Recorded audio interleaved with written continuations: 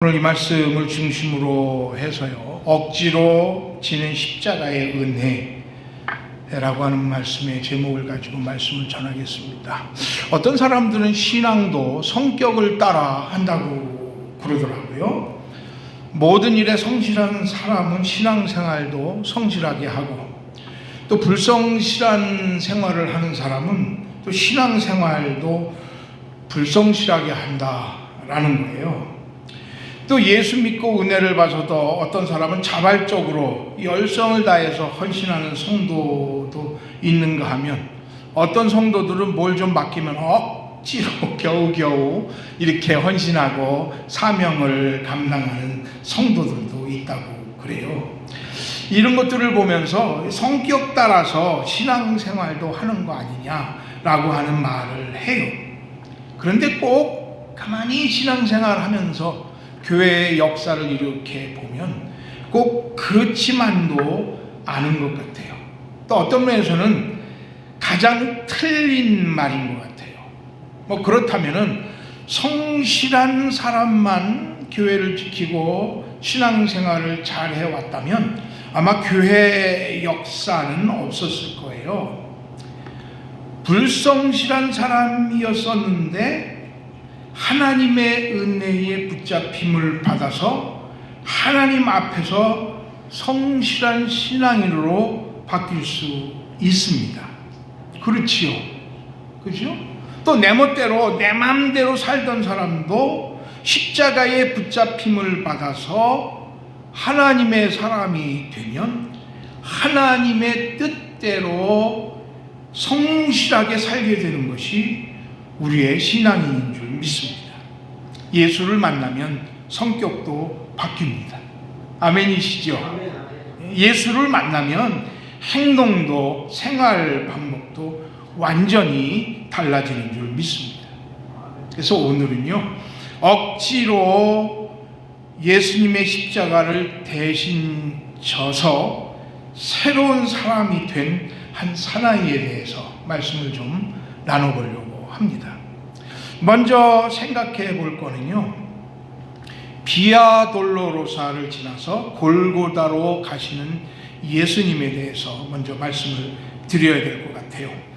예수님의 십자가에 죽으실 때에 예수님은 세 단계의 재판을 받으셨어요. 첫 번째로는 1단계는 이스라엘의 국회에 해당하는 산헤드린 공회에서 종교재판을 받으셨습니다. 그러나 이 모든 공의회 회원들은 예수님의 죄를 찾을 수가 없었어요.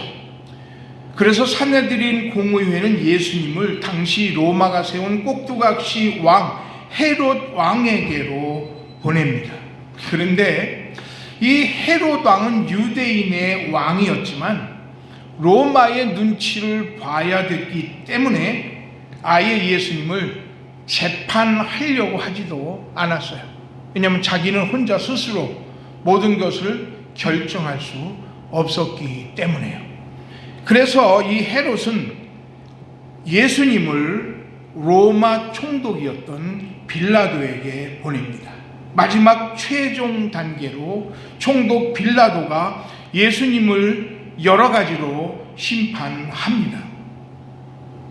그런데 이 총독 빌라도는 예수님의 범죄도 죽을 죄도 찾지 못하겠다라는 선언을 합니다.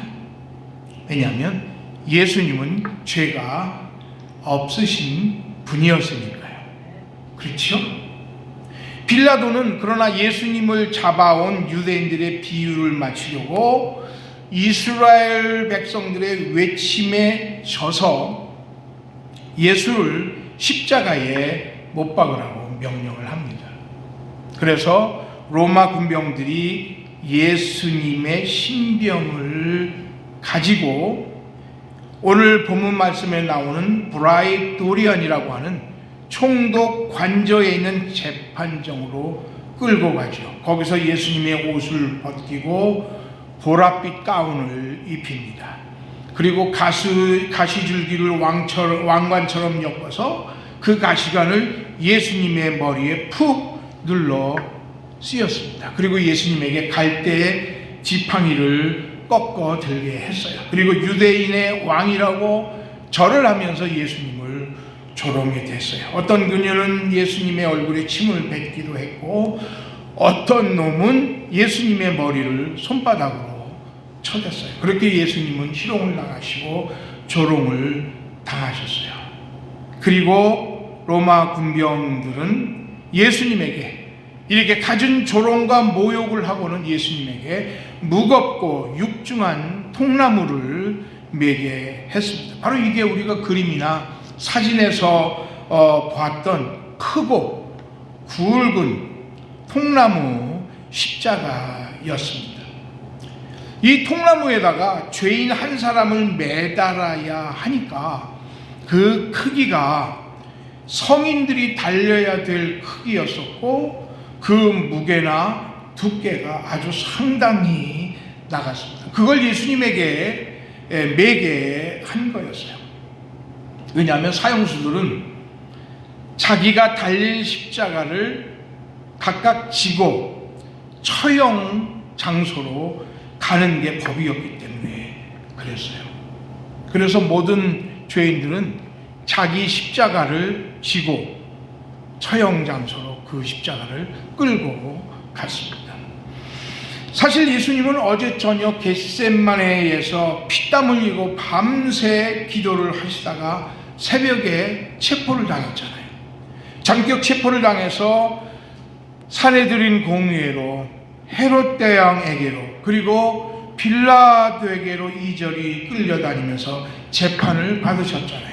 채찍에 맞으셨고 가시관을 쓰시면서 이미 피는 흘릴 대로 흘리게 된 거예요. 그러니까 예수님은 이 십자가를 지시고 형장으로 출발하기 전에 이미 탈진한 그런 상태였어요.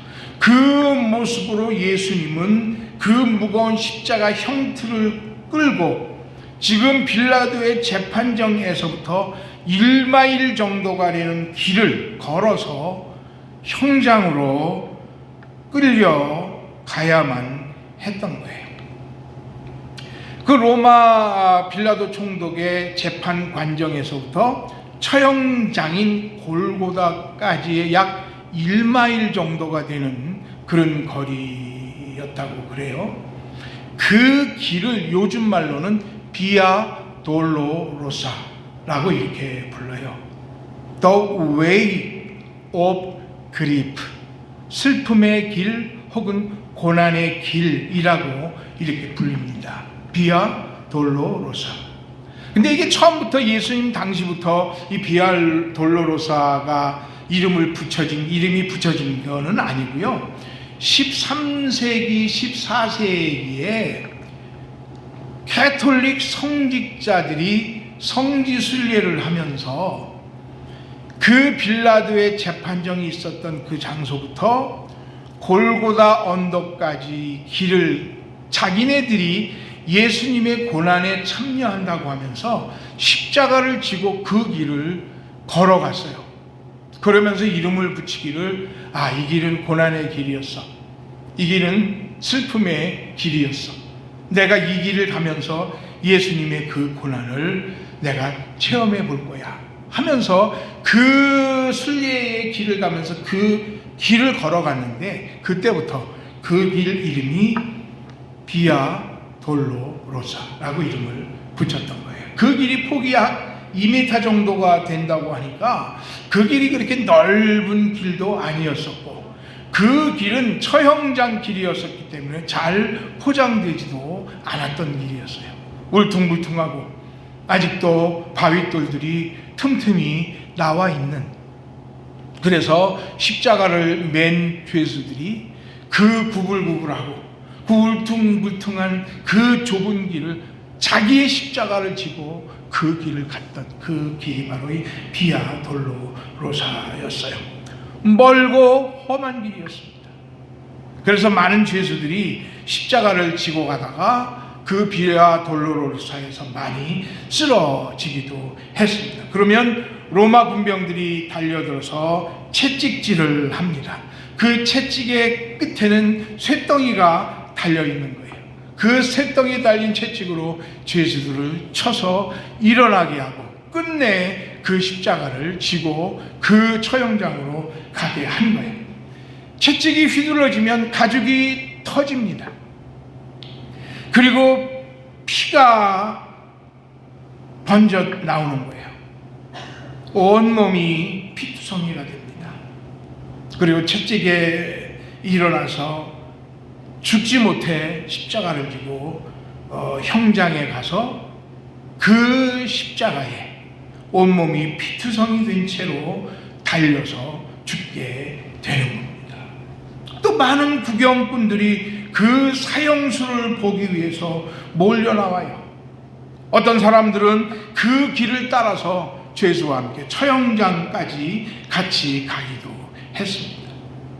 물론 어떤 군중들은 그 십자가에 달린 죄수들을 그가 숨질 때까지, 고개를 떨굴 때까지 그 광경을 구경하는 그런 군중들도 있었습니다.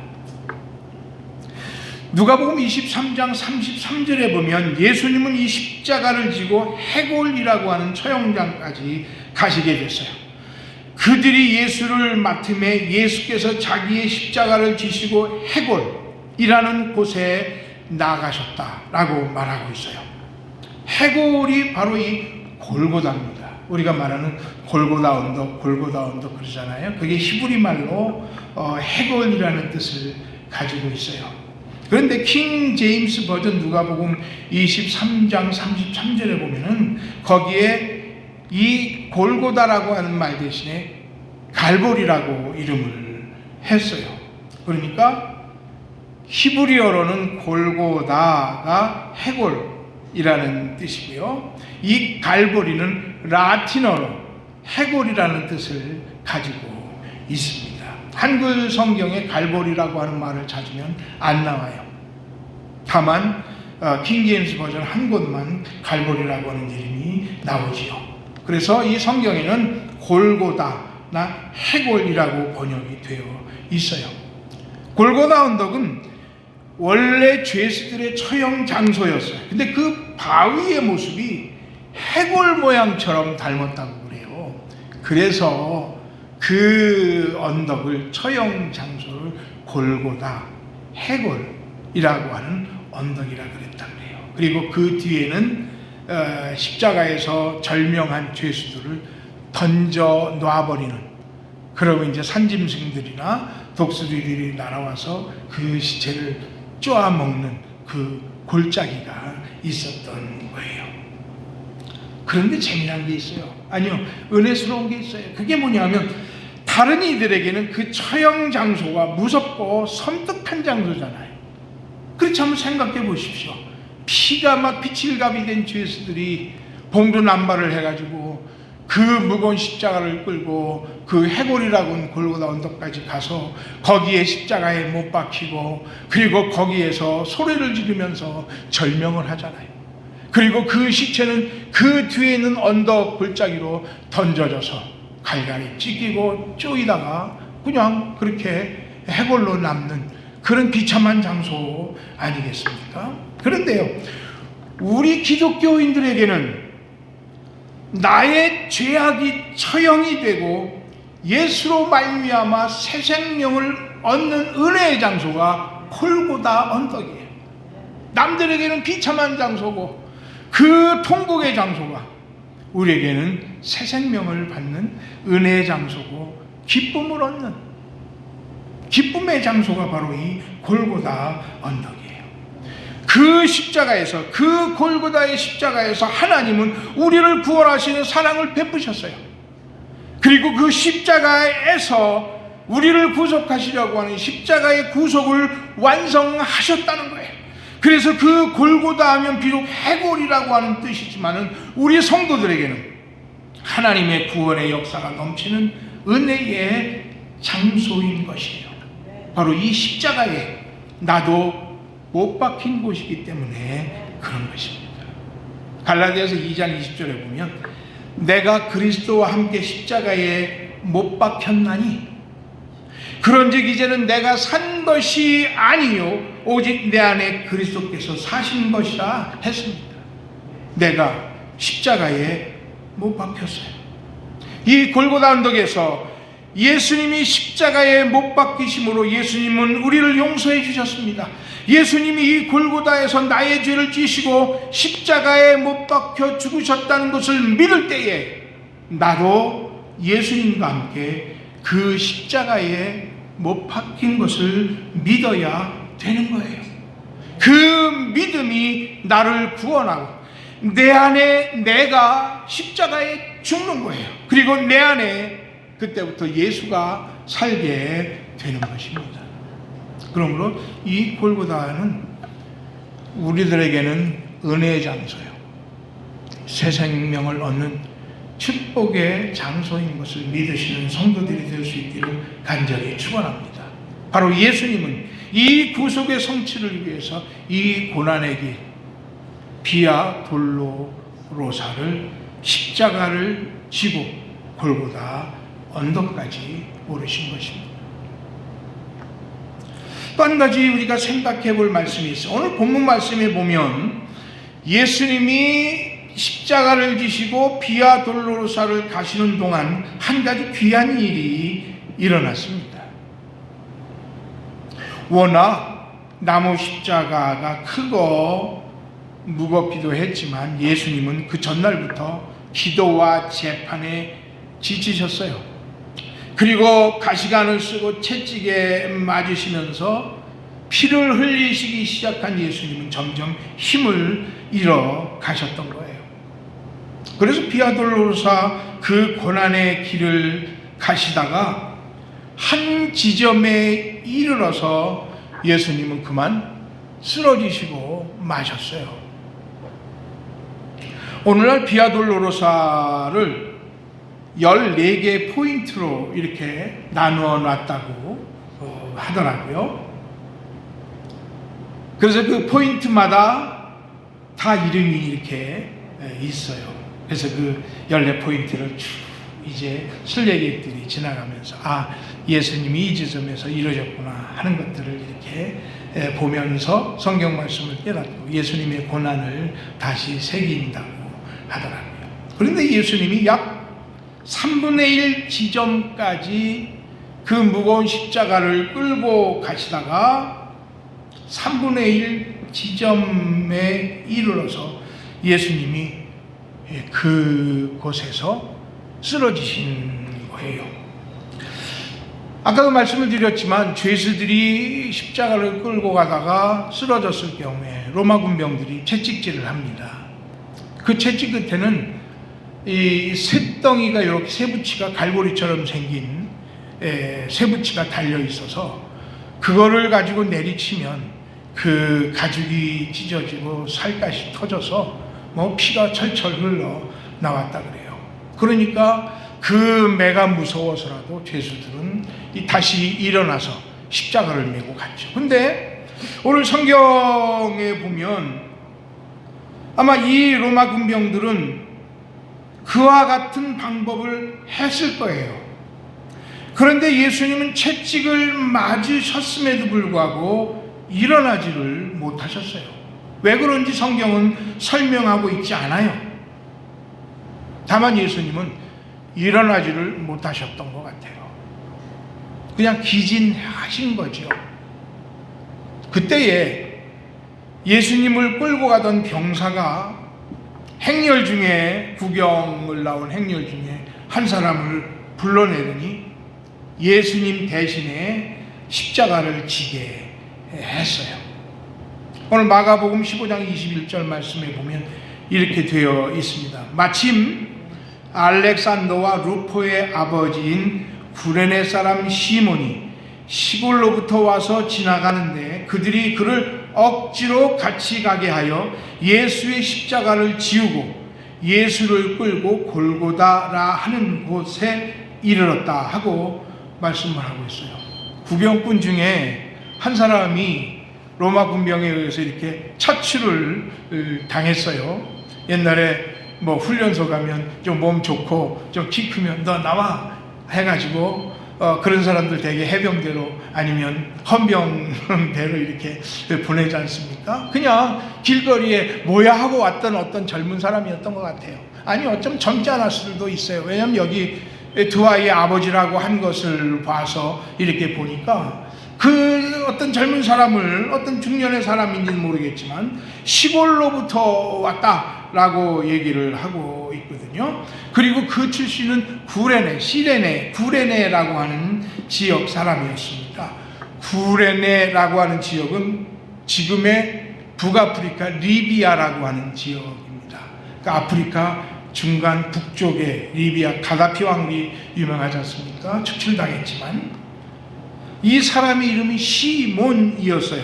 시몬은 전형적인 유대인의 이름이었어요. 그러니까 아마 이 리비아라고 하는 구레네에 살고 있는 유대인이었던 것 같아요. 흩어진 유대인이었던 것 같아요. 로마 시대에 의해서. 그리고 이 유대인이 유월절을 지키기 위해서 예루살렘으로 온 것 같아요. 예루살렘으로 왔다가 오늘 보는데 무슨 일인지 많은 사람들이 어떤 행렬을 쫓아가면서 구경도 하고 또 웃기도 하고 탄식도 하고 그러면서 쫓아가는 거예요. 구레네를 시골이라고 그랬잖아요. 그렇죠? 그러니까 아마 예루살렘을 중심으로 봤을 때 예루살렘은 하나님의 선민이고 다른 사람들은 다 야만인이라고 그러잖아요. 그러니까 예루살렘 중심으로 보면 저 아프리카 북쪽은 시골이라고 그랬을 거예요. 아마 그래서 시골이라고 그랬겠죠. 그 시골에서 온 그 이 시몬이라는 사람이 뭐냐 하고는 또 그 구경꾼에 달라붙었을 거라고 생각을 해요. 그러다가 지금 어디 오게 된 겁니까? 비아 돌로로사라고 하는 길을 지금 따라온 거예요. 그러다가 로마 군병에 의해서 착출을 당한 거죠. 시몬은 예수님과 아무런 관계도 없는 사람이에요. 예수님을 믿었는지 안 믿었는지도 모르고 나이도 미상입니다. 그냥 다른 구경꾼과 마찬가지로 이 사형수를 보고 지금 따라가는 중이었어요. 그런데 어쩌자고 일이 되려고 그런 건지 하나님의 뜻인 건지 어쩌자고 이 시골 출신 구레네 사람 시몬 앞에 예수님이 팍 하고 쓰러지신 거 아닙니까? 그러니까 로마 병사는 아무리 채찍으로 때려도 일어나지 못하니까 그 옆에 있는 건장해 보이는 청년 시몬을 가리켜서 이리 나와 이 십자가를 대신 지고 가라 하고 어깨를 잡아 끈 거겠죠. 이 시몬은 로마 군병의 위협에 못 이겨서 억지로 십자가를 질 수밖에 없었습니다. 이런 표현이 맞는지 모르겠는데 요즘 말로 말하면 재수? 재수 더럽게 없었던 거죠. 왜 그 앞에 자기 앞에 예수님이 쓰러지느냐고. 군중 가운데에 하필이면 시몬이 지목당해서 이제 십자가를 들게 됐습니다. 아마 그 주변 사람들은 조소하거나 조롱도 했을까. 저런 재수없지. 어쩌면 그 재수가 그 앞에 쓰러가지고 저 친구는 저렇게 힘든 일을 하게 됐나 하고 조롱하는 사람도 있을 거예요. 아마 시몬은 당황하기도 했었을 거예요. 그렇지요? 또 수치를 느끼기도 했을 거예요. 왜냐하면 생각해 보십시오. 시몬이 기분이 고약했겠지요. 졸지에 사형수가 메고 가던 십자가를 자기가 메고 가야 하는 강제 부역을 당했잖아요.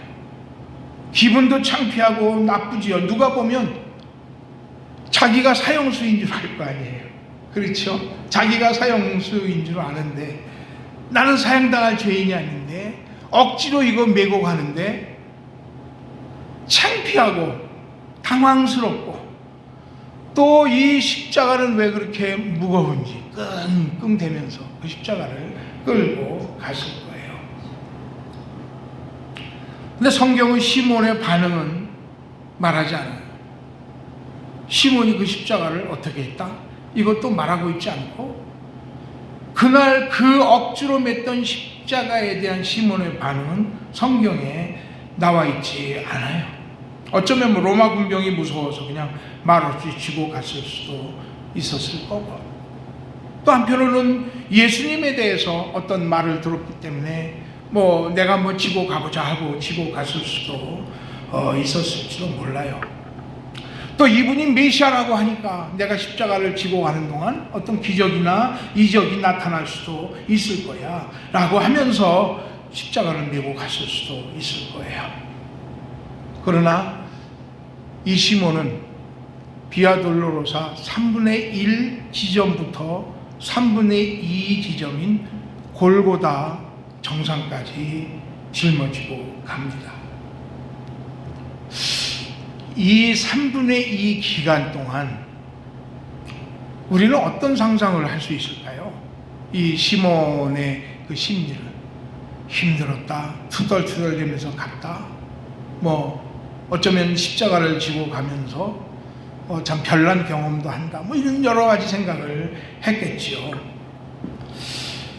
그 힘들고 무거운 십자가를 지고 묵묵히 골고다 해골 언덕까지 지고 갔습니다.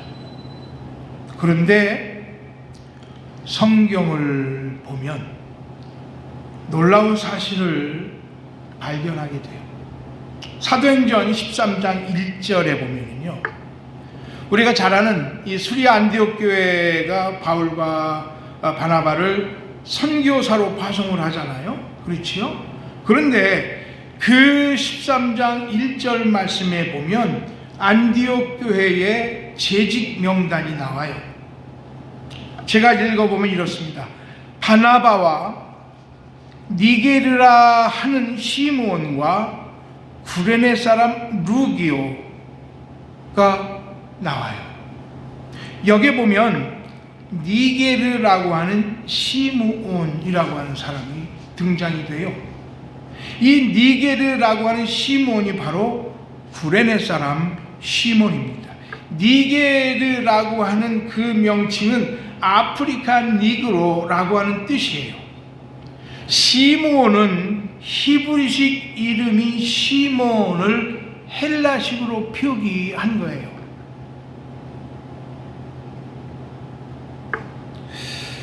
그렇다면 이름 없는 아프리카 출신 이방인 순례객이 예루살렘에 왔다가 억지로 십자가를 경험한 뒤에 그리스도인이 됐다는 것을 알 수가 있어요. 그리고 나서 일생을 주님을 증거하는 사람이 됐어요. 그러니까 그 비아돌로로사 3분의 1포인트에서 십자가를 지고 3분의 마지막까지 골고다 언덕까지 십자가를 지고 가는 그 순간, 이 시몬은, 구레네 사람 시몬은 그의 심령에서 역사가 일어난 거예요. 그리고 그는 십자가에 달리신 예수 그리스도의 모습을 보면서 과연 그가 하나님의 아들이었구나 라고 하는 것을 깨닫게 된 겁니다. 그리고 그 안에서 예수 그리스도를 영접한 것이고, 그는 구레네에서 지중해 북쪽인 수리아 안디옥까지 이주를 해서 그 수리아 안디옥 교회에 귀한 재직이 된 거예요. 놀랍잖아요. 마가복음, 누가복음에서는 구레네 시몬에 대해서 그냥 묵묵히 십자가를 지고 간 구레네 시몬을 얘기를 해요. 그러나 성경은 구레네 시몬의 발자취를 추적하고 있다고 하는 사실이에요. 한 군데 더 볼까요? 저는 이 말씀을 준비하면서 깜짝 놀랐어요. 아니, 어떤 면에서는 충격적인 은혜를 받았어요. 하나님이 어떻게 이렇게 역사하실까, 이렇게 축복하시는구나 하는 말씀에 전율을 느꼈어요. 성경을 보면은요, 정말 우리의 삶을 변화시키는 그 충격의 은혜의 말씀은 하나님의 말씀밖에 없어요. 다른 어떤 책도, 저는 수천 권, 수만 권의 책을 읽었어요. 이런 전율을 주었던 말씀은 없었어요. 하나님의 말씀은 저한테 충격을 줬어요. 다시 한번 마가복음 15장 21절 말씀을 읽어볼까요? 거기에 마침 알렉산더와 루포의 아버지인 구레네 사람 시몬이 시골로부터 와서 지나가는데 그들이 그를 억지로 같이 가게 하여 예수의 십자가를 지우고 예수를 끌고 골고다라고 하는 곳에 이르렀다 했어요. 여기 보니까 시몬에게 두 아들이 있었던 모양이에요. 그 이름이 뭐지요? 알렉산더와 루포의 아버지인 구레네 사람 시몬이라고 했으니까 그 아들들 이름이 알렉산더와 루포라고 했어요. 그런데 이 아들 중 하나의 이름이 성경 다른 곳에 나와요. 로마서 16장 13절에 보면은 이런 말씀이 나와요. 주 안에서 택하심을 입은 루포와 그의 어머니에게 문안하라. 그의 어머니는 곧 내 어머니라 그랬어요. 이 사도 바울은 로마 교회에게 편지를 하면서 마지막에 로마 교회의 성도들에 대한 문안 인사를 해요. 그런데 그 문안 인사를 하는 중에 루포와 그의 어머니에게 문안하라. 그의 어머니는 곧 내 어머니라 라고 썼다고요. 바울이 로마 교회에게 편지를 하는데, 아니요, 우리가 편지를 썼어요. 우리가 멀리 있는 친구한테 오래간만에 이제 편지를 손편지를 썼어요. 그러면 이제 다 쓰고 마지막에 문안 인사를 하잖아요. 야, 니네 시어머니한테 감사 인사 좀 해라. 그분은 정말 내 어머니와 같다. 내가 많은 은혜를 입었다. 특별 감사를 하잖아요. 그렇지요. 근데 오늘 사도 바울이 뭐라고 그랬냐면 루포의 어머니에게 문안해라. 그의 어머니가 곧 내 어머니라 그랬어요. 그러면 루포는 누구의 아들이에요? 누구의 아들이에요? 시몬의 아들이잖아요. 그러면 루포의 어머니는 시몬의 뭐예요? 보니까 로마서의 사도 바울이 루포의 어머니 시몬의 부인에게 문안 인사를 해라. 그분이 곧 내 어머니라. 얼마나 영적으로 위로도 받고 기도도 받고 도움도 받고 사랑도 받고 했으면 내 어머니다 라고 말했겠느냐. 누가요? 사도 바울이. 바울이 구레네 사람 시몬의 아내를 내 어머니라고 할 만큼 구레네 시몬의 아내는 훌륭한 여성도 신자가 돼서 로마 교회를 섬기고 있었어요. 시몬은 안디옥 교회에서, 또 그의 부인은 로마 교회에서 존경받는 위대한 지도자가 됐어요. 수리아 안디옥에서 로마로 이 구레네 시몬의 가정은 이주를 했던 것 같아요. 거기에 루포와 알렉산더가 자랐고, 루포의 어머니는, 이름은 모르지만 루포의 어머니는 그 로마 교회에 교회를 섬기는 귀한 여성도 사도 바울에게는 어머니 같은 존재가 되어 있었던 거예요. 누가요? 시몬의 부인이. 저는 충격을 먹었어요. 아, 하나님의 역사가 이렇구나 했어요. 두 아들 알렉산더와 루포 하면 그 로마 교회 성도들이 다 알 만큼 존경받는 훌륭한 인물이 된 거예요. 교계의 훌륭한 지도자가 되었어요.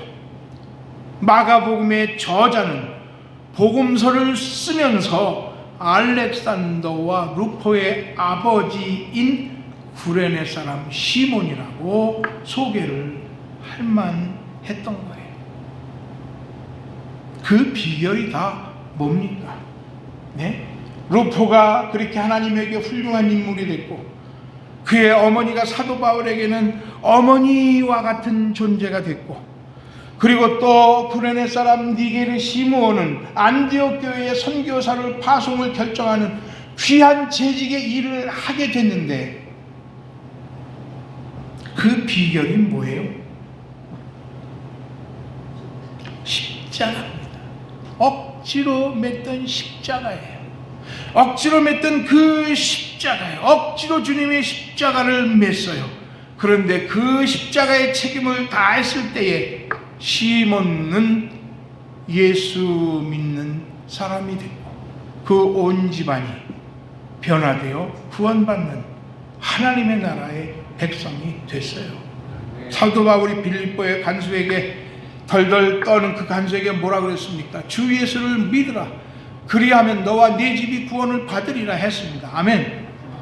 예, 이 구레네 시몬 예수님의 십자가를 억지로 지게 됐는데, 그 억지로 지고 간 그 십자가에 달리신 예수님을 보면서 메시아이신 하나님의 아들이신 그 예수에 감화되고 예수 앞에 무릎을 꿇고 예수를 자신의 구주요 하나님이라고 받아들인 거예요.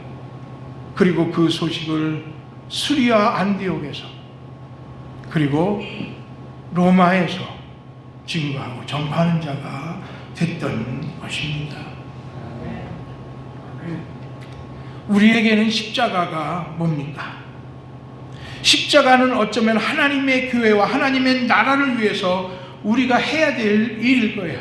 작은 교회지만 우리 로뎀 교회를 위해서 우리 성도님들이 할 일이기도 하겠고요. 그리고 이 커뮤니티를 위해서, 이 나라를 위해서 내가 하나님의 복음을 증거하기 위해서 할 일이 바로 나의 십자가일 거예요. 내 못난 성품을 십자가에 복종시키고 하나님의 교회를 위해서 억지로라도 해야 될 일이 바로 나의 십자가인 것입니다. 억지로 하면 그게 책임이 돼요.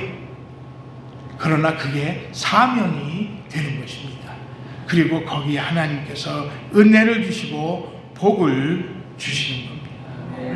마가복음 16장 24절에 보니까 나를 따르려 하는 사람은 누구든지 자기를 버리고 제 십자가를 지고 따라야 할 것이라 했습니다. 누구의 말씀입니까? 우리 주님의 말씀입니다.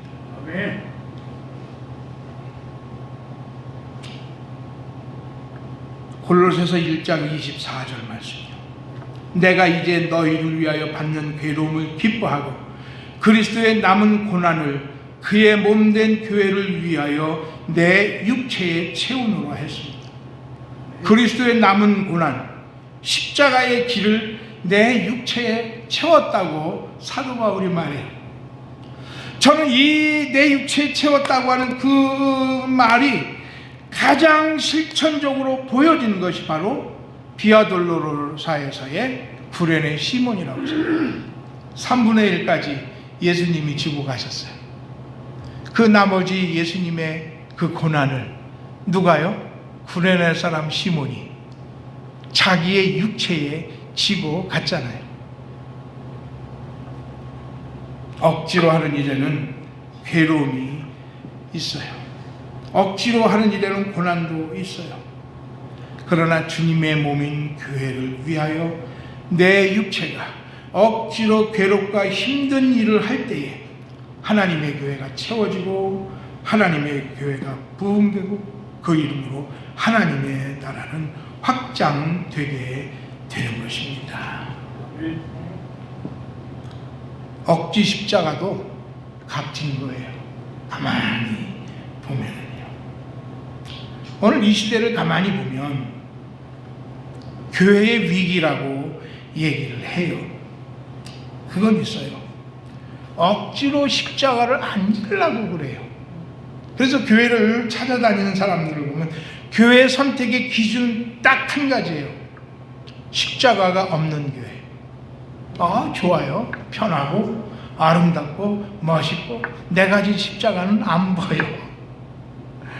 예, 십자가 없는 교회를 찾기 위해서 이 교회 저 교회를 전전합니다. 근데 주님은 뭐라고 말씀하세요? 나를 따라오든 자기를 부인하고 자기 십자가를 지고 따라올 것이다 라고 말씀하고 있습니다. 누구든 주님의 십자가를 한 귀퉁이라도 잡고 가면 복이 됩니다.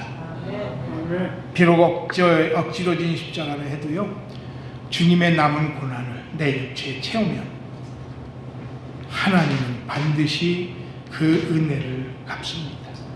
저는요, 우리 성도님들이 억지가 아니라도 하나님이 소명으로 사명으로 내게 주신 십자가가 있다면 그 십자가 지시고 주님 나라까지 가시기를 축원합니다. 구레네 시몬처럼, 그 가족처럼, 그 자손들이, 그 당대가 큰 은혜와 하나님의 복을 받게 되는 것입니다. 이런 큰 은혜와 복을 누리시는 우리 성도들 될 수 있기를 주님의 이름으로 간절히 축원합니다. 간절히 축원합니다.